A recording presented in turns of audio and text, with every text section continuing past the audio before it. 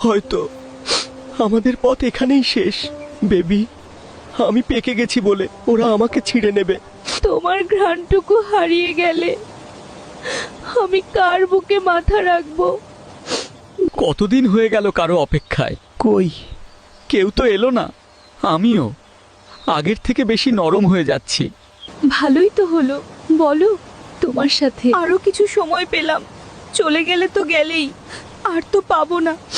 আমার মনে হচ্ছে আমি যে কোনো সময় পড়ে যাব। আমি এত অপেক্ষা করলাম, কেউ এলো না। আমার ঘ্রাণও কি তোমাদের টানলো না? এ কি হয়ে গেল হঠাৎ করে? ঠিক আছো তুমি? বেশি কষ্ট হচ্ছে?